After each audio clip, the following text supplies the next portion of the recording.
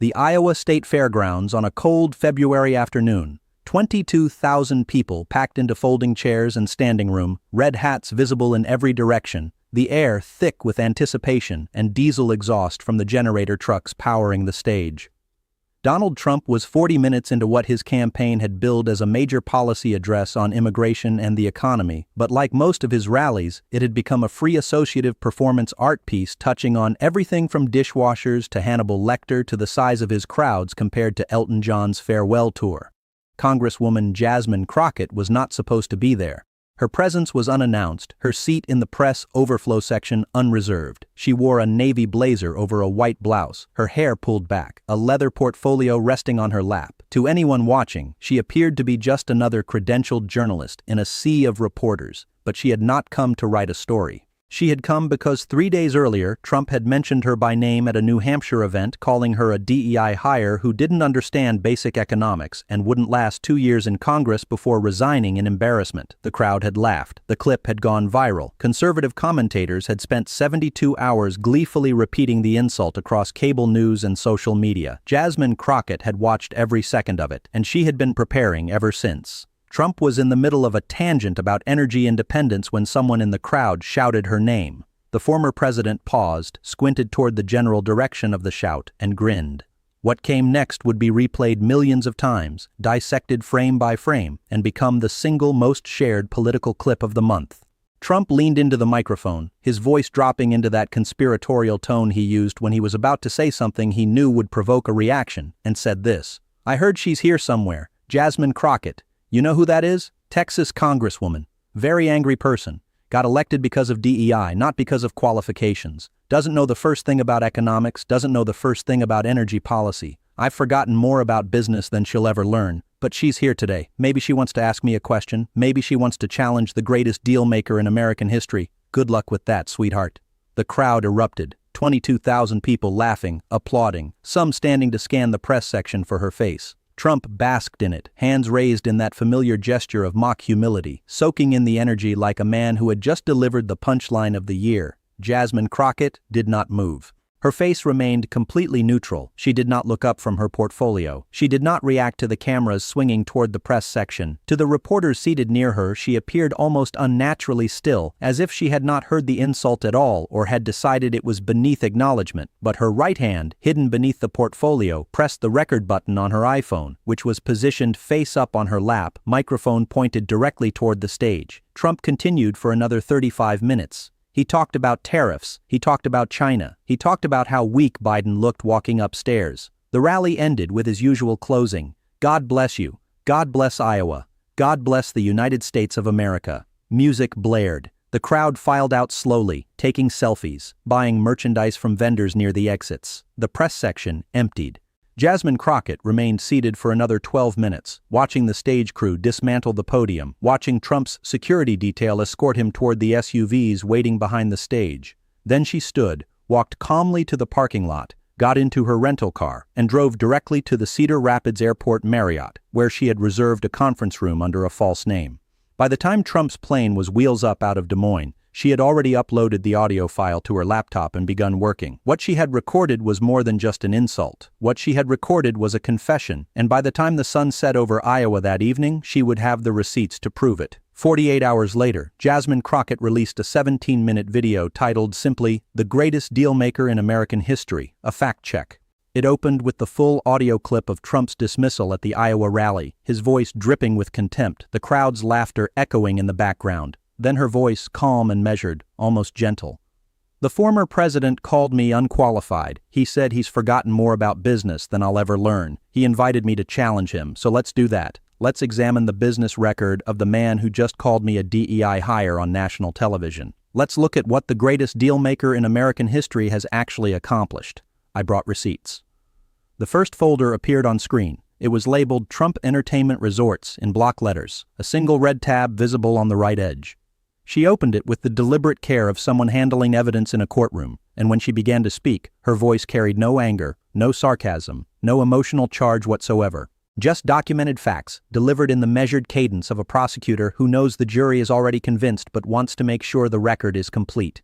Trump Entertainment Resorts, filed for bankruptcy in 2004, filed again in 2009, filed a third time in 2014. 3 bankruptcies in 10 years. The company operated casinos in Atlantic City. The business model was simple. People walk in, gamble, lose money, the house keeps the profit. It is nearly impossible to lose money running a casino. The odds are mathematically designed in the house's favor. Every spin, every hand, every roll of the dice is structured to generate profit over time. That's not an opinion. That's mathematics. And yet Trump Entertainment Resorts managed to lose so much money that it declared bankruptcy 3 separate times, wiping out the investments of thousands of shareholders, destroying the retirement funds of employees who had been promised stock options, and leaving Atlantic City taxpayers holding the bag for unpaid municipal bonds. She paused, looked directly at the camera, and her voice dropped half a register, something colder than anger settling into her tone. The greatest deal-maker in American history lost money running casinos. The second folder was already open before the sentence finished. This one was thicker, multiple tabs dividing it into sections, each one color-coded. The label read, Trump University. Trump University, launched in 2005 as a real estate training program, marketed to working-class Americans who believed that Donald Trump's expertise could help them achieve financial success. The program cost up to $35,000 per student. It promised insider knowledge, exclusive strategies, mentorship from hand-picked experts. According to the marketing materials, students would learn the secrets that made Trump a billionaire. According to the lawsuits filed by 5,000 former students, they learned nothing except that they had been scammed. She turned the first tab, revealing a printed deposition transcript with highlighted sections. The New York Attorney General sued Trump University in 2013 for fraud. The case included testimony from former employees who admitted under oath that they were trained to pressure students into maxing out their credit cards to pay for advanced courses. One sales manager testified that instructors were not real estate experts. They were motivational speakers reading from scripts. Another testified that Trump himself had no involvement in curriculum development and appeared at events only for photo opportunities. The case was settled in 2016 for $25 million. Trump admitted no wrongdoing, but $25 million went back to defrauded students. That's not a business success. That's a wealth extraction scheme that got caught. She turned another tab. This section contained photographs, smiling students holding certificates next to cardboard cutouts of Donald Trump. These people believed him when he said he would teach them to succeed. They borrowed money. They refinanced homes. Some of them destroyed their credit scores paying for courses that delivered nothing but recycled real estate advice available for free at any public library. One couple from California lost their house.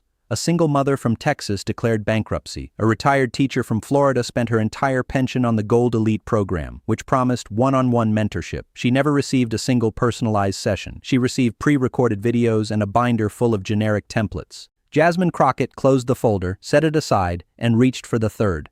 This one was smaller, crisp, and marked with a single word: contractors. Let's talk about the people he didn't pay. Because this is where the greatest deal-maker in American history really made his money, not by building successful businesses, not by creating value, but by hiring people to do work, waiting for them to finish, and then refusing to pay them what he owed. She opened the folder to the first page, a legal complaint filed in New York State Supreme Court. Her finger moved down the page as she read aloud. Edward Friel owned a glass and glazing company in Philadelphia. Contracted by the Trump Plaza Hotel and Casino to install custom mirrors and glass panels throughout the property. Total contract value, $400,000. Work completed on schedule. Invoices submitted, payment denied. Trump's lawyers argued that the quality was substandard, demanded a 50% reduction in the contract price, and threatened to tie Friel up in litigation for years if he refused. Friel settled for 70 cents on the dollar. He laid off 8 employees to cover the loss. His company never recovered. It went out of business 2 years later. She turned the page. Andrew Tesoro ran a cabinet-making business in New Jersey, contracted to build custom millwork for Trump Taj Mahal. Contract value, $83,000. Work completed. Payment denied. Trump's team offered $30,000 as a final settlement. Tesoro refused. He sued. The case dragged on for 3 years. Legal fees consumed $40,000. He eventually settled for $50,000, which after legal costs left him $10,000 in the red. He lost his workshop. He lost his crew. He never took another casino contract again. The pages kept turning, name after name. Plumbers, electricians, painters, carpenters. Small business owners who had done exactly what Donald Trump asked them to do and were systematically destroyed when they requested payment. Barbara Rez worked as Trump's director of construction for years. She oversaw the building of Trump Tower. In her memoir, she described a standard practice: hire contractors, wait until the work is finished, then offer them 60 or 70% of the agreed price as a final payment. If they complained, Trump's legal team would bury them in motions and delays until they gave up or went bankrupt. Rez called it a business strategy. The legal term is wage theft.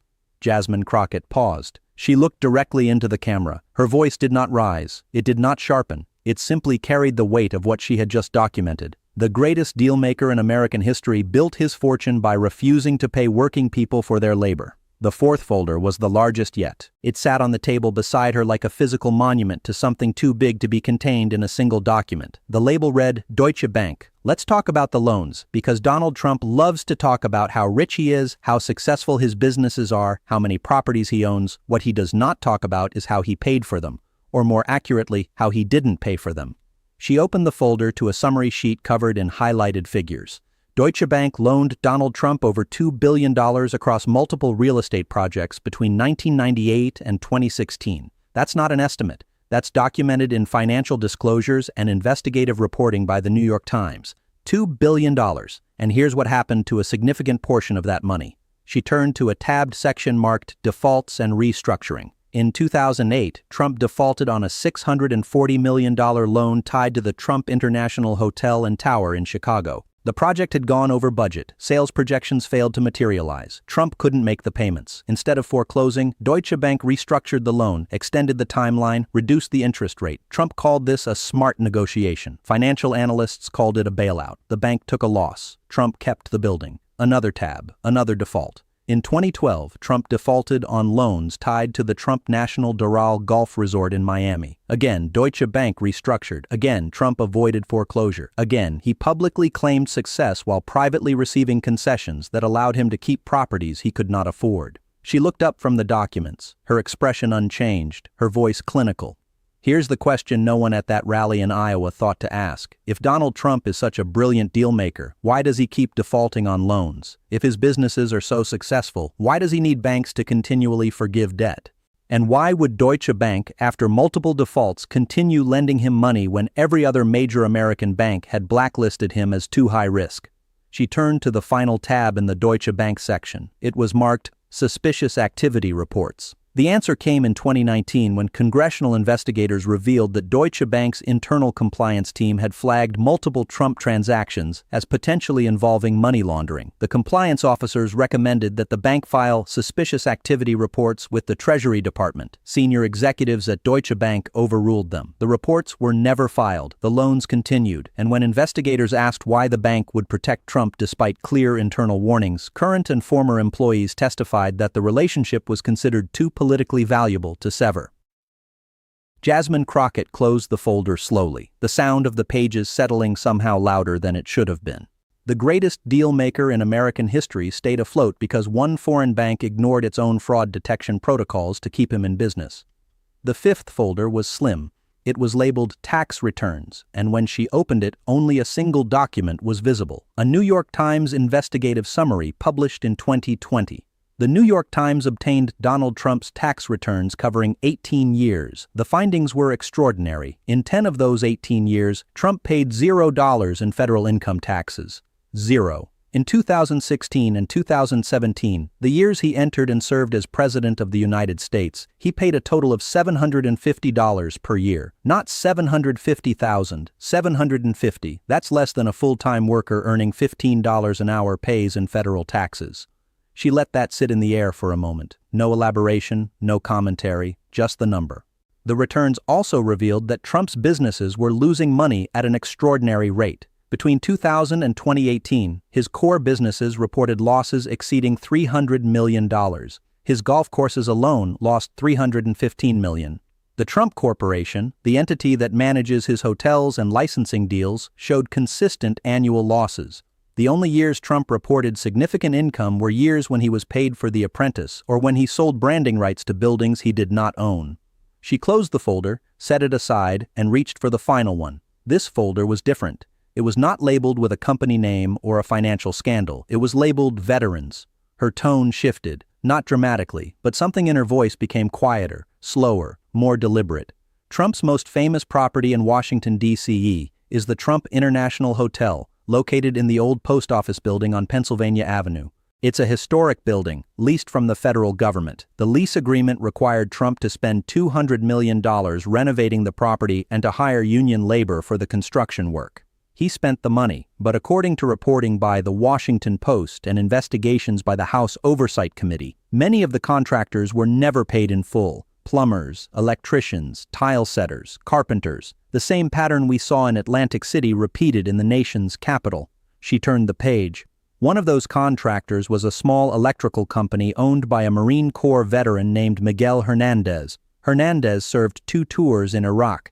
He came home, started a business, employed 6 people. He bid on the Trump Hotel project because he believed working on a presidential property would be a career milestone. His company installed wiring throughout the 3rd and 4th floors. The contract was for $97,000. Trump's team paid him $42,000 and then stopped returning calls. Hernandez sued. The case was settled confidentially, but according to his attorney, the final payment covered less than 70% of what he was owed. Hernandez laid off 4 employees. He eventually closed the business. She turned another page. This one had a photograph clipped to it. A man in a dress uniform, medals visible on his chest, standing beside his daughter at her high school graduation. This is Staff Sergeant Daniel Bowers. He died of a heart attack in 2019 at age 56. Before his death, he worked for a plumbing contractor hired by Trump to work on the Trump Taj Mahal renovation in 2014. The contractor was not paid the full amount owed. The contractor, in turn, could not afford to pay Bowers his final month's wages. Bowers was owed $3,800 when the contractor declared bankruptcy. His daughter, Rebecca, was 17 at the time. That money was supposed to help pay for her first semester at community college. She had to drop out after 1 year because the family could not cover tuition. Jasmine Crockett looked directly into the camera. Her voice did not waver. It did not rise. It simply existed, carrying the unbearable weight of what she had just said. The greatest deal-maker in American history stole a Marine veteran's paycheck and denied his daughter an education. 10 seconds of silence. 15, 20. The only sound was the faint hum of the recording equipment. No music, no cuts, just stillness. When she spoke again, her voice had not changed, but something in the air had. I want to go back to Iowa. I want to go back to what Donald Trump said about me. He said, I don't know the first thing about economics. He said, I got elected because of DEI, not qualifications. He said he's forgotten more about business than I'll ever learn. So let me tell you what I know about business. She folded her hands on the table, her posture completely relaxed, her gaze steady. I know that if you borrow money, you pay it back. I know that if you hire someone to work, you pay them what you agreed to pay. I know that if you file for bankruptcy 3 times, that's not smart deal-making, that's failure. I know that if you have to default on loans from a foreign bank because no American institution will lend to you, that's not success, that's desperation. I know that if your businesses lose money year after year while you live in a gold-plated penthouse, that means someone else is paying for your lifestyle. And I know that if you call yourself the greatest deal-maker in American history, you should probably have a single business success that doesn't involve fraud, bankruptcy, or theft. She reached down and picked up her phone. The same phone that had recorded Trump's rally speech in Iowa. She held it up so the screen was visible to the camera. This is the audio from the rally. 43 minutes of Donald Trump talking about his business genius, his success, his superiority. I recorded the whole thing, and I want you to listen to one specific part again. She played the clip. Trump's voice filled the room. I've forgotten more about business than she'll ever learn. She stopped the playback. That might be the most honest thing he said all day, because what Donald Trump has forgotten is how to run a legitimate business. He's forgotten how to pay his debts. He's forgotten the people whose labor built his properties and whose livelihoods he destroyed when he refused to pay them. He's forgotten the students who trusted him and lost everything. He's forgotten the contractors, the veterans, the working families who were collateral damage in his so-called art of the deal. He has forgotten all of it, and he's counting on you to forget it too. She set the phone down. But I haven't forgotten, and I brought the receipts to prove it. The video ended there. No music, no dramatic flourish, just Jasmine Crockett sitting at a table surrounded by folders, looking directly into the camera as the frame faded to black. Within 6 hours, the video had 3 million views. Within 12 hours, it was trending #1 on YouTube, Twitter, and Facebook simultaneously. Within 24 hours, major news outlets were playing clips on loop, conservative commentators were demanding she be investigated for defamation, and progressive groups were fundraising off the footage. The video would eventually accumulate 47 million views, generate 16,000 news articles, and become the most shared congressional content of the year. But the real impact came 72 hours later when Donald Trump responded. He did it on Truth Social at 2:30 in the morning. A rambling post that started as a dismissal turned into a defense and ended with something no one expected. Crockett is a liar and a fraud. My businesses were incredibly successful. Trump Tower, Mar-a-Lago, greatest properties in the world. I made billions in real estate. The bankruptcies were strategic, not failures. Every smart businessman uses the bankruptcy laws. It's called being smart. I renegotiated my debts because I'm a great negotiator. Banks wanted to work with me because they knew I'd make them money eventually. Contractors who complain are just bad at business. If they were good, they would have negotiated better deals. That's how it works. I pay what I think the work is worth. If they don't like it, they can sue. That's America. And by the way, I won. I'm still here. They're not. The post was screenshotted, archived, and circulated within minutes. Legal analysts called it an admission against interest. Former prosecutors called it a confession. Trump's own lawyers reportedly tried to get him to delete it. He refused.